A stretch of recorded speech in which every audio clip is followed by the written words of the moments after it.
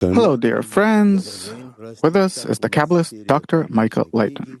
Hello. And we're talking about the Book of Prophets, Secrets of the Eternal Book. We went over 24 chapters of the Book of Yoshua ben Nun, and now we would like to create a Kabbalistic vocabulary, dictionary. Preferably that a person would listen to it first and then would start reading this book. So I prepared many questions. So let's go over them bit by bit. Dr. Laitman, the thing is that Kabbalah talks about that which we do not feel, but that we would like to feel, want to feel, and have the ability to feel. That's the main thing, right? And this is what it exists for, the wisdom of Kabbalah, to emotionally bring us into it, just like we feel our world, to emotionally bring us to sense the upper world. It is a world in which the quality of bestowal reigns, connection, mutuality. It is the opposite of our world, in which there is only the quality of rejection, only for your own sake, drawing from the other what I like and want. Furthermore, it all happens instinctively. It is embedded in every element, in every object in our world, meaning all of the desires of our world are egoistic. All the desires of the upper world are altruistic. And so here, of course, we have to, Simeon, yank ourselves out of this nature. Dr. Laitman, we have to understand how to do it. It's much like a spaceship that lifts and breaks out of the Earth's gravity and can fly out to the stars. Simeon, letting go of those fuel tanks. Dr. Laitman. Yeah, so we have to understand how can we do it. How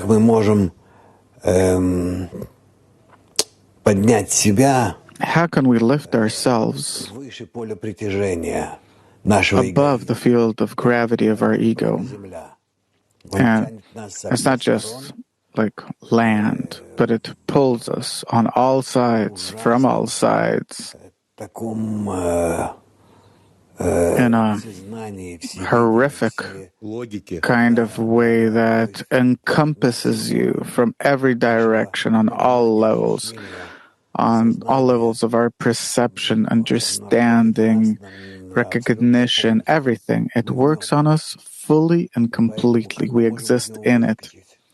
And therefore, how can we jump out of this bitter fruit? That's a big problem.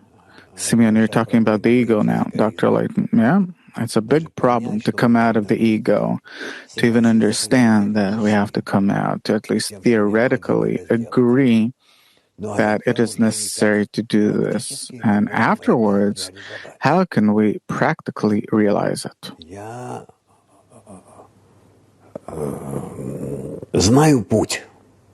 I know the way, but I can't help anyone else in that, but through words. Because there's the freedom of will and the freedom of choice, and a person has to realize it. And this is the only way that he can rise above himself and adhere to the Creator. We can do it through studying,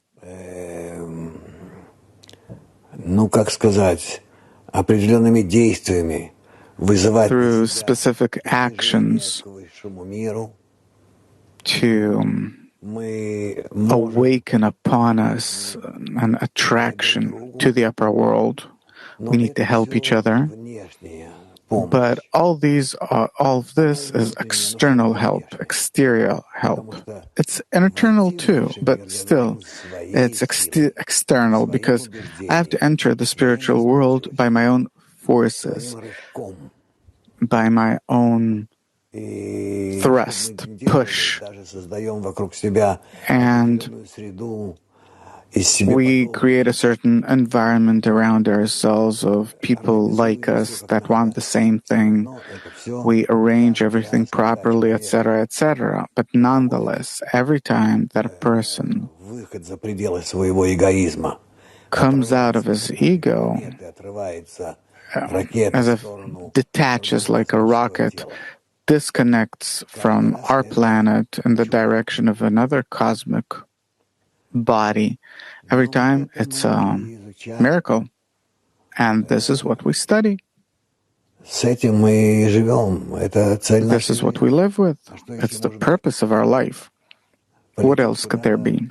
To fly someplace on a rocket like Münchhausen,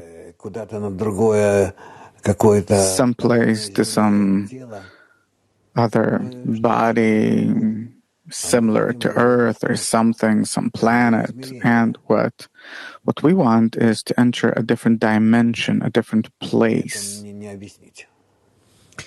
can't explain it. But nonetheless, we need to write about it, we need to push people to read, to learn, to work on themselves, because by this, we awaken the upper force that can pull us out of the ego and push us to feel a new nature.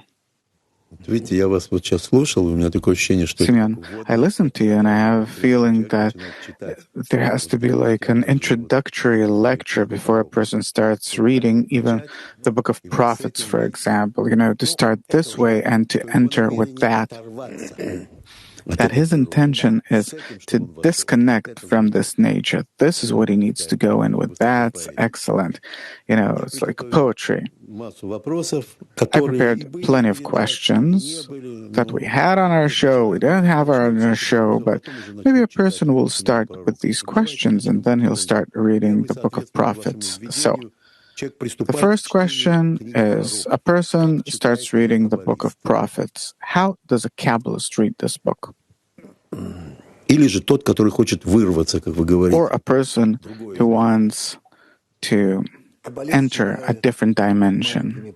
Dr. Laitman, a Kabbalist reads it in small portions because to swallow it means nothing. Then, he'll just read literature. But reading a Kabbalistic text, for that, you need to enter, think, be in a certain condition. For this, you need a certain kind of meditation. I don't want to use this word because, it's has many connotations that aren't Kabbalistic at all. So, to simply read, that's not a Kabbalist. A Kabbalist is he who studies. It's like you read a book. I'm sure that you read it with a pen and a piece of paper. It's studying. It's not reading.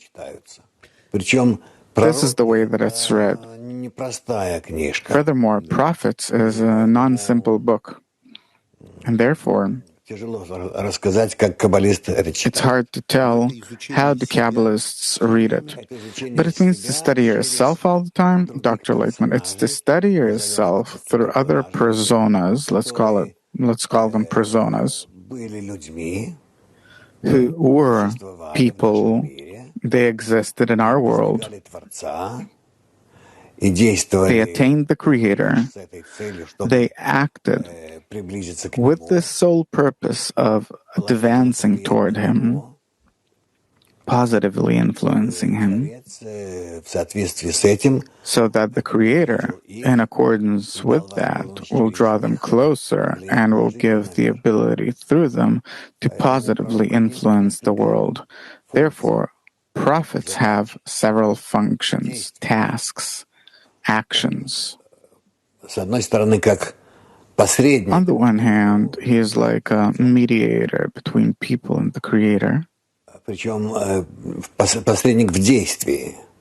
an active mediator, not someone who just writes about it like a philosopher or some other wise aleck, but he is in connection with the Creator. A prophet is he who speaks to the Creator, or at least hears. This is how they're divided into these two levels. I saw or I heard. I heard meaning that he's on the level of Binah, and saw, this is being on the level of Chokhmah, and the two together allows you to rise to the degree of Ketel. What else can I say? Simeon, you always say that it's the desires in me. How do you work with that? A person who starts reading Dr. Laitman, and a person, there are desires that he needs to bring them into correlation with the desire of the upper force. So it says, make your desire like his, so that he will make his desire like yours. Meaning, there needs to be mutuality, similarity, understanding.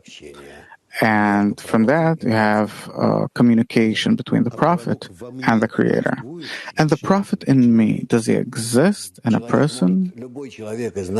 Any person can come out to a level where he understands, feels, is in some kind of connection with his inner prophet. But it's not simple. Давайте начнем еще, продолжим. Вопрос первый. Кто такой Иешуа бен Нун? Another question. Who is Yoshua bin Nun? Иешуа бен Нун. He is Yoshua bin Nun, Yoshua, the son of Nun. Мы начинаем читать его книгу. So we're starting to read his book. Why was he given such an opportunity, to lead the people, Dr. Laitman? But so it says there, why was he chosen? Why is he so special? Simeon, what does it mean that it's inside of me, Yoshua bin Nun inside of me?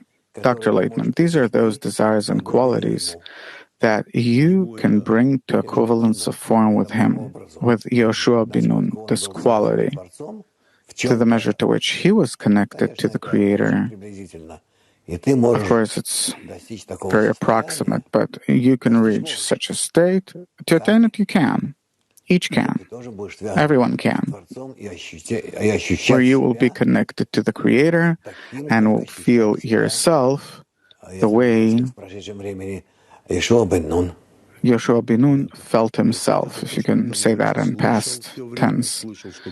Simeon, so where it says that he heard, Dr. Laitman, to hear is the degree of Binah, to see is the degree of Chokhmah. These are already prophecies, degrees of prophecy. Simeon, and any person can reach that degree. Dr. Laitman, yes. Simeon, what are the 12 tribes of Israel? What do they symbolize that enter the land of Israel? Dr. Laitman, the 12 tribes of Israel, they symbolize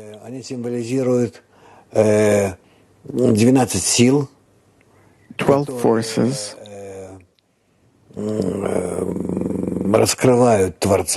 that reveal the Creator in their desires, common desires, so much so that their common desire is called Eretz Israel, the land of Israel, the desire of Israel. Eretz, land, from the word ratzon, desire, and therefore, actually, this is merely their work is the connection between them to such an extent where between them there is no difference anymore. They all turn into one desire that exists in complete connection with the Creator, complete equivalence of form with Him. Simeon, why 12? Dr. Laitman. Well, it's 3 lines times 4 degrees, etc. It's already the building of a spiritual parzuf, the building of the common soul. What does the land of Israel mean? I'm asking questions that we already went through, but still. Dr. Laitman, the land of Israel, in translation, is Eretz Israel, land of Israel. Eretz from the word ratzon, desire, and Israel means Yashar El, meaning those that are directed straight toward the Creator, meaning any desire or group of people that's directed toward equivalence of form with the Creator are called ratzon, a desire aimed toward the Creator, directed toward the Creator, or Eretz Israel, Simeon. And nonetheless, everyone aspires toward that. Dr. Laitman, yes, everyone has to aspire toward that, and everyone will come to it.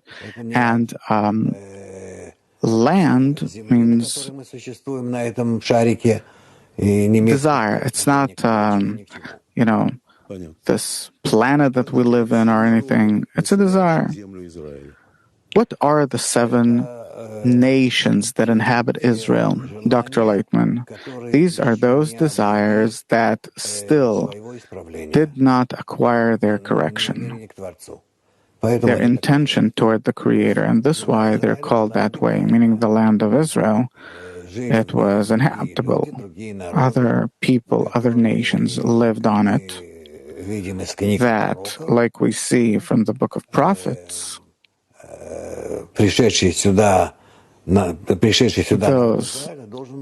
the nation of Israel that came here, they needed to banish them from here. And all this happened in correspondence with the different orders and precepts that they've received on the inner level. Spiritually, it means that those that exited Egypt came out of their egoism, not the geographical Egypt, which is completely unrelated. They have nothing to do with one another. But when they came out of their ego, out of Egypt, and crossed all of these barriers, obstacles like the Red Sea, the desert, etc., these are all certain degrees of rising above your ego. Then, according to the flow of the 40 years of rising from Malchut to Bina, they felt that they're truly facing the opportunity of conquering the degree of Bina, attaining it, but when they did, alongside with it, to the measure to which they've attained the quality of Bina, they discovered that it's not just a quality, but when you connect yourself to the quality of Bina, they've discovered in themselves qualities of as if foreign nations, new egoistic qualities, and they needed to conquer these desires, to correct them, these qualities, and afterwards they became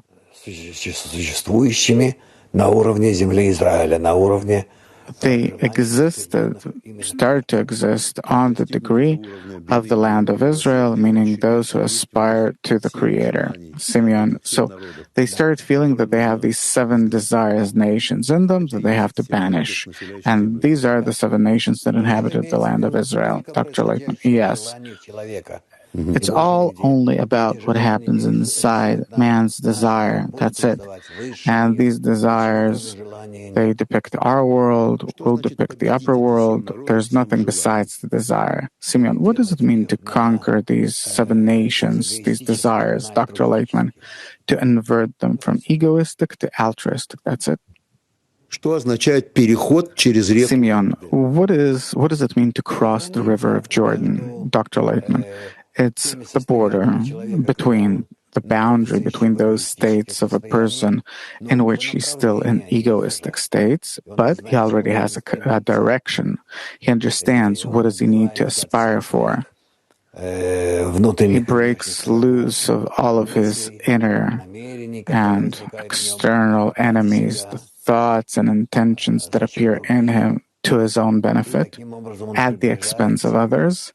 And that way, He advances toward the river of Jordan, comes near it, and crosses it. It's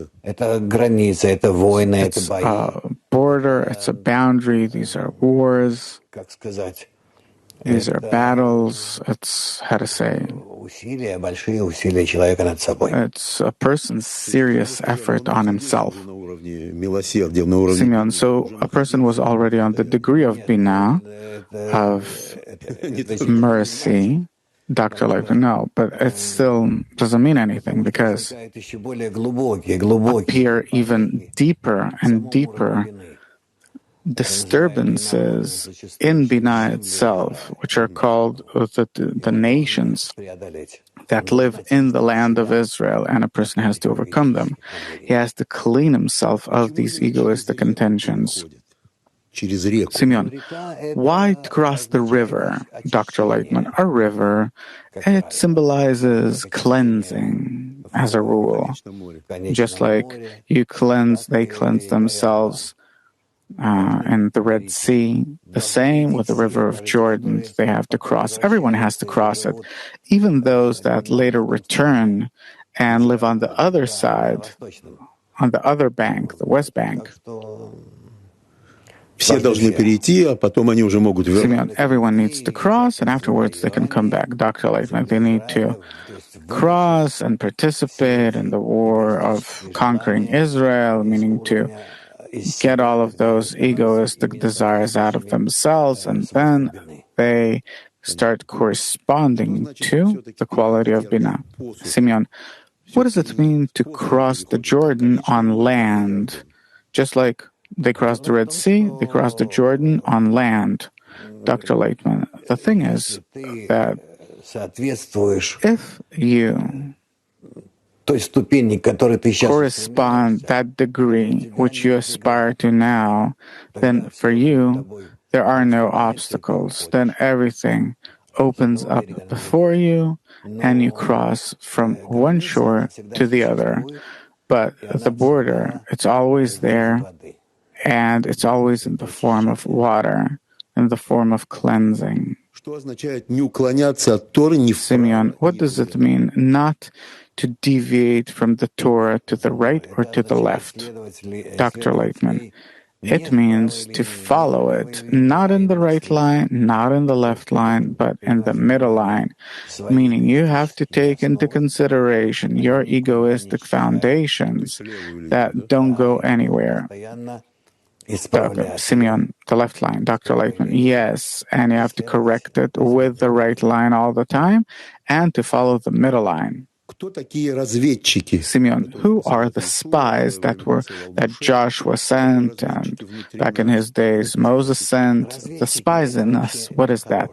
Dr. Laitman, spies are actually, it's not something good. If the Creator said that this land is yours, then you have to go there, not to ask anyone, and not to send anyone to scope it out. But since, nonetheless, we're talking about an entire nation here, and there was need to somehow show them where we're going. Therefore, these spies were sent in order for them to bring some news from the other side to where the nation has to come, the fruits and everything. Simeon, but they said that it is possible to conquer. Dr. Laitman, yes, but the thing is that if the Creator said that you need to conquer, then there's no point in sending spies. You need to go and do it. Therefore, the sin for sending the spies will reappear many times in the nation of Israel as a violation. Simeon, so it's a kind of weakness in us, Dr. Laitman, right? Why do you want to examine what you're told? That's really good. That's for you.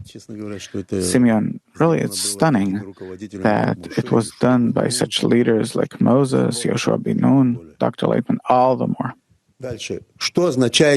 Simeon, what is the king of a city? We're all the time talking about the kings of these cities. Dr. Laitman, as it says, there's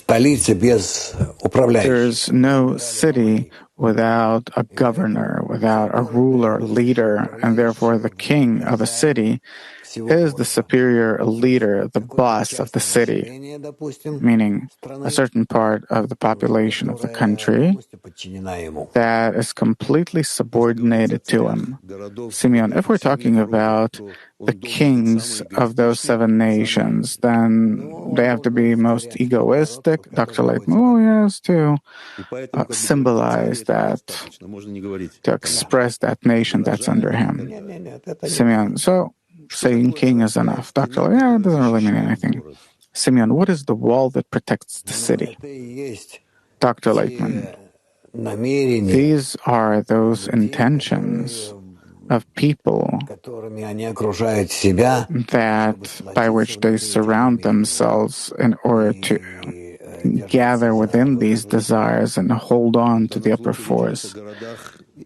Simeon, well, we're talking about cities here, Dr. Laitman. Still, they too are holding on to the upper force. Simeon, and the cities of sinners, that too, Dr. Laitman. Of course, the cities of sinners, all those qualities, one way or another, they felt their need, that they're in need of the upper force. Simeon, so if such cities of sinners, such desires exist in us, then they're surrounded by Dr. Laitman. Yeah, but you want to govern, control them.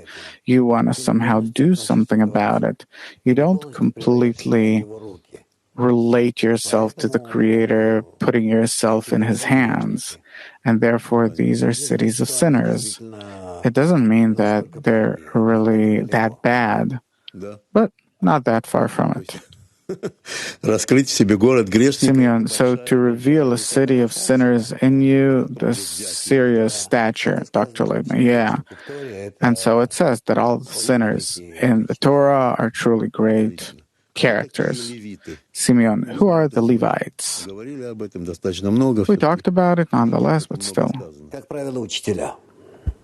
Dr. Laitman, teachers, these are teachers, but not only teachers. They also collect the taxes, all those that help, administrators. Simeon, the Levites inside of me, what is that, Dr. Laitman? These are the forces that help me collect all my thoughts, desires, awakenings, understanding, knowledge, and to gradually direct all that toward the intention to benefit the Creator in all of my actions. Simeon, gradually, because you're studying, you're learning how to do it, Dr. Laitman. Yeah. Simeon, so from light to heavy, Dr. Laitman. Yeah, the Levites, they live among the nation. The Cohens, they live separately. But the Levites, they live among the nation. They teach the nation. In short, they have many different functions. Simeon, well, okay, Cohens then. When you say that the Cohens are detached from the nation, what is a Cohen in me? Dr. Laitman, in me, it is the point of connection, contact with the Creator, and the Levites are those that aid me as if in action and everything that's around. How can I be connected to the Creator? Simeon, what is the Ark of Covenant? Dr. Laitman, the Ark of Covenant, Aron Kodesh, is the place where the main desire of the entire nation is, where they gather between them into a single desire, even though that it consists of an enormous amount of different desires, but all of them unite, come together between themselves, and this connection of theirs give birth to the ability to be connected to the Creator, meaning it is the most important spiritual force of the nation. Simeon, it's like a central point in the nation. Around it, the nation is gathered. Okay, thank you very much. Our time is up. We'll continue this on our next show.